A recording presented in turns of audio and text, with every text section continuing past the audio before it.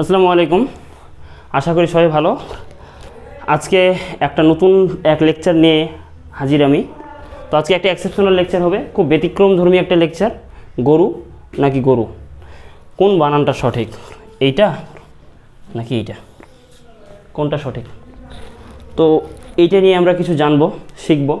তো সারা জীবন আমরা লিখে আসছি গ রয়েরসু, সারা জীবন লিখে আসছি।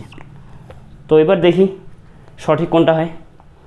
তো আমরা এটা তিন উপায়ে জানব, তিন দিক দিয়ে যুক্তি খণ্ডন করব আমি এটাকে, এই শব্দটাকে।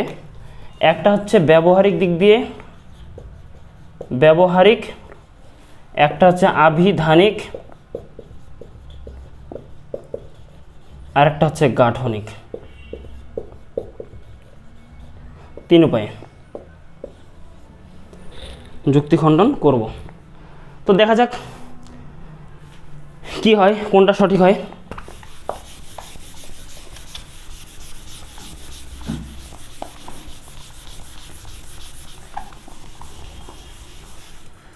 বোর্ডটা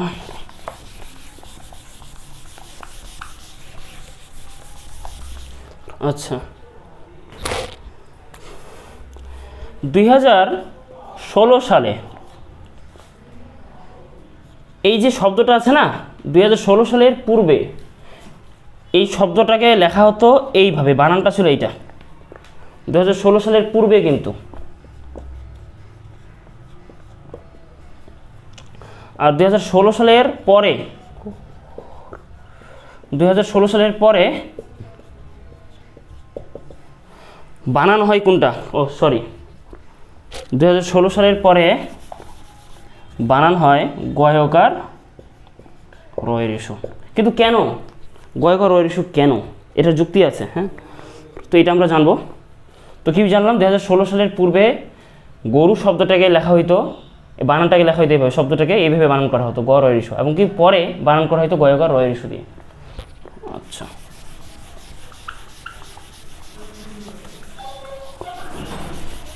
এবার আমরা জানবো ব্যবহারিক এবং গরু শব্দটার কিছু ইতিহাস।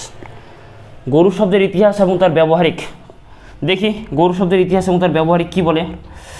যে মধ্যযুগ আমরা জানি, বাংলা সাহিত্যের মধ্যযুগ 1201 থেকে 1800 সাল পর্যন্ত হচ্ছে মধ্যযুগ বাংলা সাহিত্যের। এই মধ্যযুগে এই বানানটাকে 6 ভাবে লেখা হতো। এই গরু শব্দটা আছে না, এটাকে 6টা বানানে লেখা হতো। কি কি একটু দেখি। 1 নম্বর হচ্ছে গ রয়রিসু, 2 নম্বর গ, এই যে এইটাকে এইভাবে লেখা হতো। 3 নম্বর এটাকে লেখা হতো গ রয়রিসু সরয়। 4 নম্বর এটাকে লেখা হতো গয়কার রয়রিসু। 5 নম্বর এটাকে লেখা হতো গয়কার রয়কার। 6 নম্বর এটাকে লেখা হতো গয়কার। কয় উপায়ে? 6 উপায়ে। কি বললাম? গ রয়রিসু, গ এই যে এইভাবে লেখা হয়, গ রয়রিসু সরেয়, গয়কার রয়রিসু, গয়কার রয়কার, গয়কার। এই 6 উপায়ে কিন্তু এই গরু শব্দটাকে লেখা হতো, এইভাবে এইভাবে বানান করা হতো। তো মধ্যযুগে যে সমস্ত সাহিত্যিকেরা ছিল বা যে সমস্ত কবি বা লেখকেরা ছিলেন, তারা কি করতেন, তারা কি লিখতেন সেটা আমরা জানি। দেখি 1 নম্বর, বাংলা সাহিত্যের বা বাংলা ভাষার প্রথম মহাকবি, বাংলা ভাষার প্রথম মহাকবি যাকে বলা হয় তার নাম হচ্ছে বরুচণ্ডী দাস। এই বরুচণ্ডী দাস এই গরু শব্দটাকে লিখতেন কিভাবে? গ রয় ঋষু, গ রয় রুসু, এটা একটা। আরেকভাবে লিখতেন গয়কার রয়কার, গরু। 3 ভাবে লিখতেন। 2 নম্বর বৈষ্ণব পদাবলীর আদি কবি, বৈষ্ণব পদাবলীর আদি কবি বলা হয় কি? বিদ্যাপতিকে। এই বিদ্যাপতি কি করতেন? বিদ্যাপতি লিখতেন এই শব্দটাকে গ রয় ঋষু সরে গরু। আচ্ছা, ভাগবতের ভাগবতের রচয়িতা, ভাগবত নামে একটা রচনা আছে, যেটা রচয়িতা ছিলেন কে? মালাধর বসু। মালাধর বসু তিনি কি লিখতেন? এই শব্দটাকে তিনি লিখতেন গয় ওকার রয় ঋষু। এবার 4 নম্বরে যদি যাই, চারণ কবি বলা হয় মুকুন্দ দাসকে। এই মুকুন্দ দাস কি লিখতেন সেই সময়ে? গয়কার রয় রুশু। 5 নম্বরে যদি যাই, কাজী নজরুল ইসলামের লেখাতেও পাওয়া যায় রয় ঋষু, গয়কার রয় ঋষু। কাজী নজরুলের লেখাতেও কি গয়কার রয় রুশু। এবার যদি বলি আমাদের বিশ্বকবি রবীন্দ্রনাথ ঠাকুর 1929 থেকে 30 সালে এই গরু শব্দটাকে লিখত কিভাবে? রবীন্দ্র, শর্টকাটে লিখতেছি রবীন্দ্র, 1929 থেকে 30 সাল কিন্তু এই গরু শব্দটা গয়কার রয় ঋষি, এও কিন্তু গয়কার রয় ঋষি লিখত। তাহলে আপনি একটা জিনিস চিন্তা করেন তো, এই যে মালাধর থেকে রবীন্দ্র পর্যন্ত এই 4 জন, 1 2 3 4, এই 4 জন কি গয়কার রয় ঋষি লিখত কিনা? এই 4 জনই গয়কার রয় ঋষি লিখত। এবং বরুচণ্ডী দাস রয় ঋষু এটা একটা গয়কার রয়কার, আর বিদ্যাপতি লিখতো এইটা। এই 2 জন লিখতো আলাদা, আর বাকি 4 জন কি একই বানান লিখতো না। কিন্তু পরবর্তীতে দেখা যায় রবীন্দ্রনাথ গয়কার রয় ঋষি লিখলেও পরবর্তীতে দেখা যায় যে তিনি তার লেখনীতে রয় ঋষি লেখা শুরু করেন, এই বানানটা লেখা শুরু করে, এইটা রয় ঋষি। তো তার মানে এই লেখার পর পশ্চিমবঙ্গে এই রয় ঋষু এই বানানটা বহুল প্রচলিত হয়ে ওঠে, এবং পাবলিক কি এইটাই লেখা শুরু করে। ঠিক আছে, তো যদিও উচ্চারণের দিক দিয়ে যদি বলা হয়, উচ্চারণের দিক দিয়ে কিন্তু ঠিকই আছে, রয় ঋষু গয়কার ঋষু, গরুই বলি আমরা, গরু সবাই কিন্তু গরুই বলি। ঠিক আছে, গরু কেউ কি বলি, গরু কিন্তু কেউ বলি না, গরুই বলি। তো যাই হোক, বানানে আমাদের পার্থক্য আছে। তো এটার একটা জিনিস এখান থেকে দেখেন যে ব্যবহারিক দিক যদি আমরা হিসাব করি, এখানে 4 জন কবি কিন্তু একমত, আর এখানে 2 জন। কোনটা জিতবে? ভোটে কারা জিতে? যে বেশি ভোট পায় সেই তো, নাকি? তো এখন দেখেন তো, এই গরু শব্দটা বেশি ভোট পাইছে না, 4 জনের ভোট পাইছে না, তাহলে কে জিতলো? এটা না? তো ব্যবহারিক দিক দিয়ে কোনটা কারেক্ট? গয়কার রয় ঋষু না? গয়কার রয় ঋষু কারেক্ট। এবার আমরা জানবো আবিধানিক দিক দিয়ে, আবিধানিক উপায়ে কি বলে।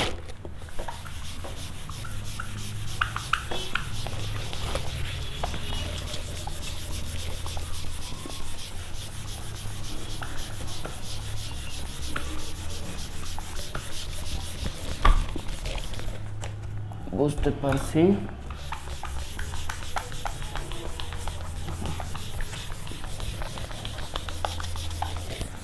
আচ্ছা, আবিধানিক উপায়টা দেখি।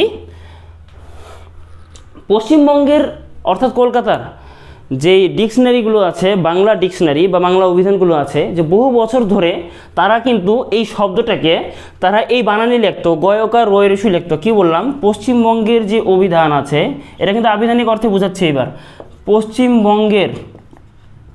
পশ্চিমবঙ্গের যে অভিধান, পশ্চিমবঙ্গের অভিধানগুলোতে বহু বছর ধরে কিন্তু এই গরু শব্দটাকে লেখা হয়।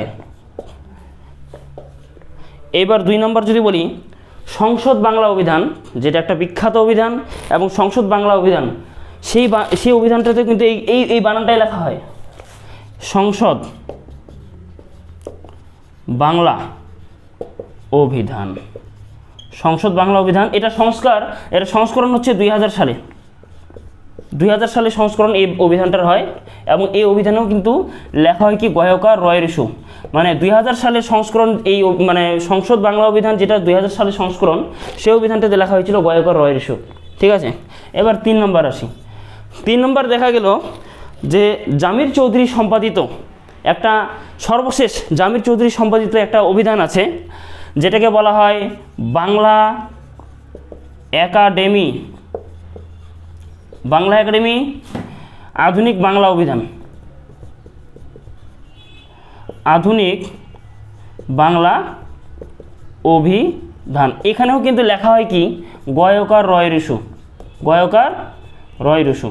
তো দেখেন তো যে পশ্চিমবঙ্গের যে অভিধানগুলো সেটা বহু বছর ধরে লেখা হইতো গয়কার রয়ের ইস্যু, এবং সংসদ বাংলা অভিধান যেটা 2000 সালে সংস্করণ করা হলো সেই অভিধানটাতে লেখা হয় গয়কার রয়ের ইস্যু, এবং বাংলা একাডেমি আধুনিক বাংলা অভিধান যেটা সম্পাদিত হয় কার মাধ্যমে, জামির চৌধুরীর মাধ্যমে, সেই অভিধানেও কিন্তু লেখা হয় কি গয়কার রয়ের ইস্যু, এবং এই অভিধানটা সংস্করণ হয় 2016 সালে। যে বাংলা একাডেমি আধুনিক বাংলা অভিধান এটা সংস্করণ হয় 2016 সালে। এই অভিধানেও কিন্তু লেখা হয় কি গয়কার রয়ের ইস্যু। তাহলে জিতলো কে? গয়কার রয়ের ইস্যু। দেখেন তো ভোট কি গয়কার রয়ের ইস্যু এটাই পাইছে না, তাহলে কে জিতলো? গয়কার রয়ের ইস্যু কিনা? তাহলে আবিধানিক অর্থেও কি গয়কার রয়ের ইস্যু কারেক্ট? আচ্ছা, আমরা ব্যবহারিক দিক দিয়েও ভোট পাইছি বেশি, আবিধানিক অর্থেও কি ভোট পাচ্ছে বেশি। এইবার আমরা জানবো গঠনগত উপায়ে। গঠনগত কি বলে দেখি একটু। ও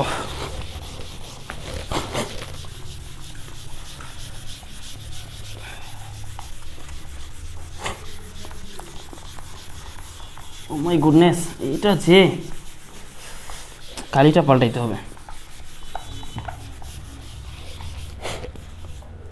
আচ্ছা, গঠনগত উপায়ে একটু দেখি আমরা যে গঠনগত উপায়ে এই যে গরু শব্দটা আছে না, এই গরু শব্দটা আসছে আপনার সংস্কৃত শব্দ গোরূপ থেকে।